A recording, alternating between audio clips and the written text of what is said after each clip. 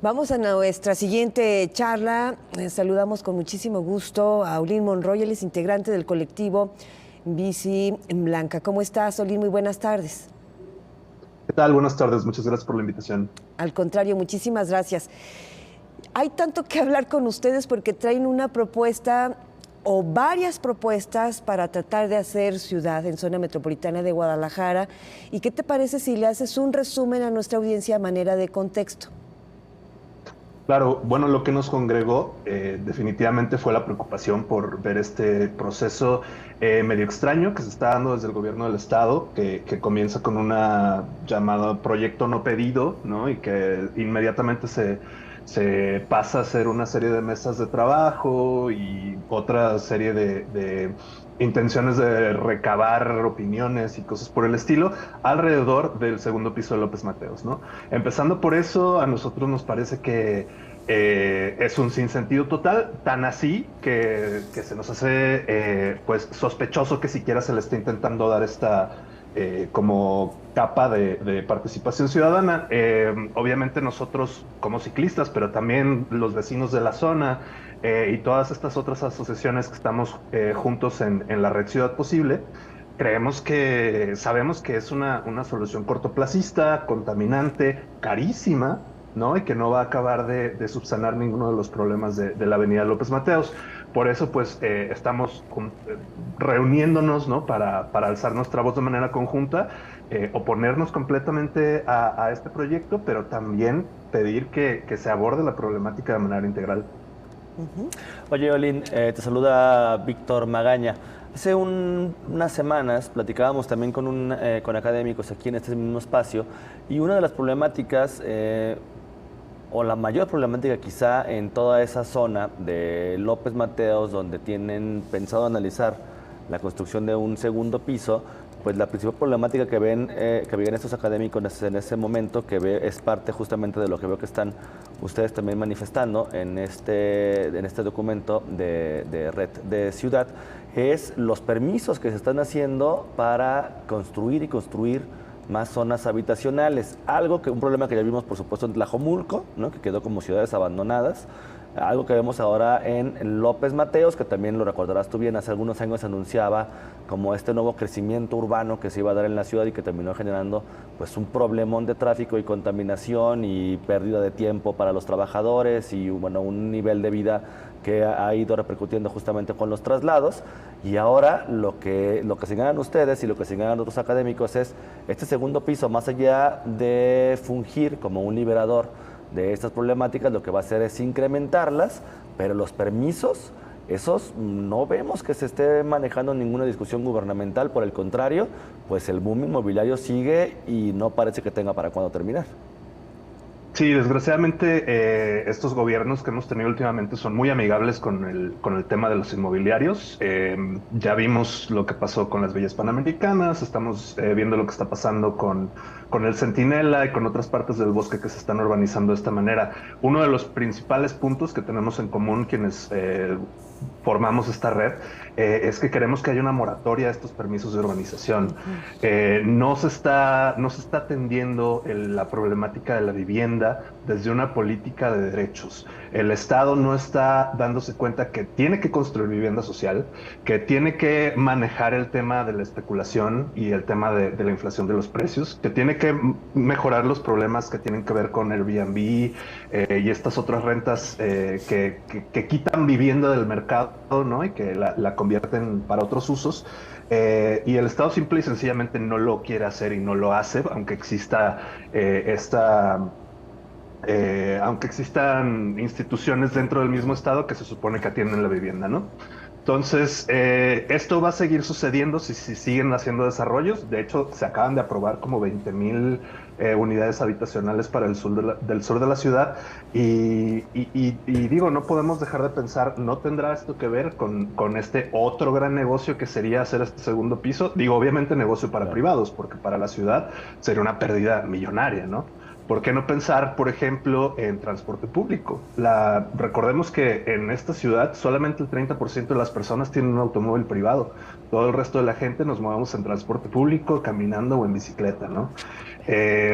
Entonces, bueno, es sospechoso, es problemático, es caro y no se alinea principalmente con todos estos otros esfuerzos que hemos visto por parte de los gobiernos, por ejemplo, de hacer un plan para que el área metropolitana cumpla con los objetivos de calentamiento global, ¿no?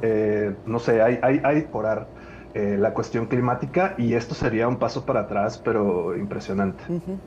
Olin Monroy, ustedes están proponiendo, porque son varias agrupaciones, decirle así a nuestra audiencia, y lo tenemos aquí en documento, en papel, una ciudad viva, accesible, amable, para niñas, niños y para adultos mayores, para vivir, convivir, caminar y disfrutar. Yo creo que nadie podríamos estar en contra de ello. Y si le preguntas a cualquier funcionario ahora sí que no importa el color, dirá, sí, es que eso es lo que queremos. Pero en los hechos lo que hacen es todo lo contrario. ¿Cómo evitar lo que ya está en avance? Uno de ellos ya está muy claro y lo acabas de decir, una moratoria a la vivienda, y si estoy mal me corriges, pero creo que Alberto Uribe, cuando fue presidente municipal de Tlajomulco, fue el único que sí le puso un alto, al menos durante su trienio, al desarrollo inmobiliario.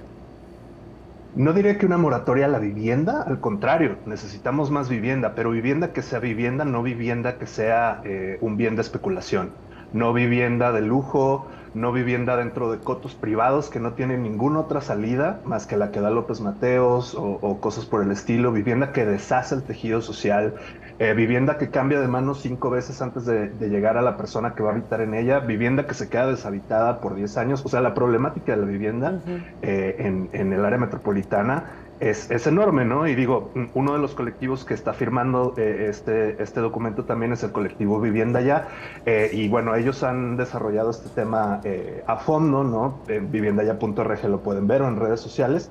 Es un problema enorme. Sí queremos vivienda, no queremos lo que se está haciendo ahorita en el tema de construcción inmobiliaria, que no es vivienda por sí mismo, ¿no? Ahora, ese no es el único tema, ¿no? El tema también es que lo que ya está construido necesita servicios. Necesitamos que haya fuentes de trabajo, necesitamos que haya servicios de salud, necesitamos que haya educación. Y bueno, ¿cómo podemos pedir esto si en muchas partes de Tlajomulco, en muchos de estos desarrollos, ya ni siquiera funciona el drenaje y no hay agua potable, ¿no? Ni siquiera hablemos del tema de la seguridad. Entonces, ¿qué necesitamos? Que reparen primero el tejido social de esa área. ¿Por qué? Porque no es posible que toda la gente que vive allá se tenga que mover al interior de la ciudad, que exista una sola vía y que esa vía solamente se pueda circular en automóvil privado, ¿no?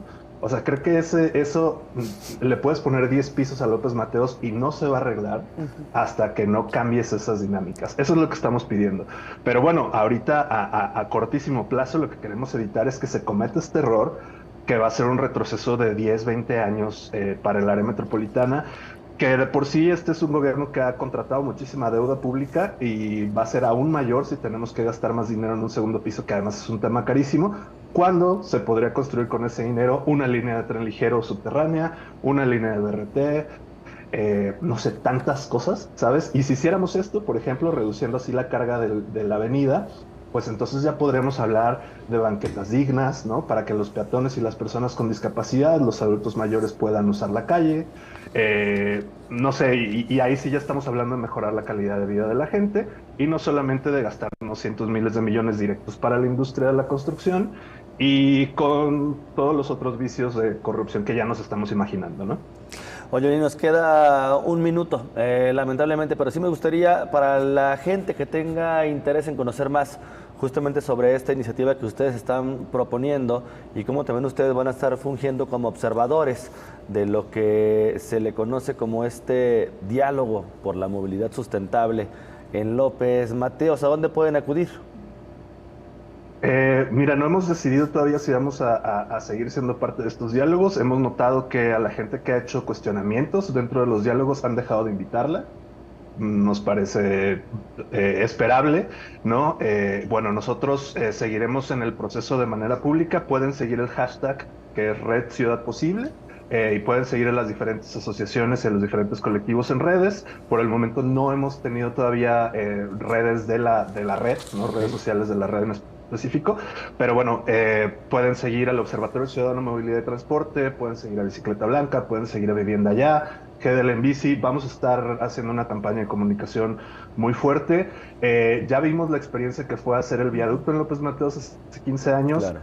De eso se trata, simplemente de tirar a la basura a los peatones y a los ciclistas. Nadie podía cruzar siquiera la calle para ir a la tienda, para visitar a sus familias. Pareciera que los únicos que tienen derechos en esta ciudad son los automovilistas, y no podemos permitir que se sigan haciendo obras faraónicas en este sentido solo por gastar presupuesto. Necesitamos una ciudad humana, una ciudad accesible, una ciudad digna, y bueno, que sirva para las mayorías, ¿no? Para quienes usamos transporte público, para quienes andamos a pie, y que al final nos beneficia a todos, ¿no?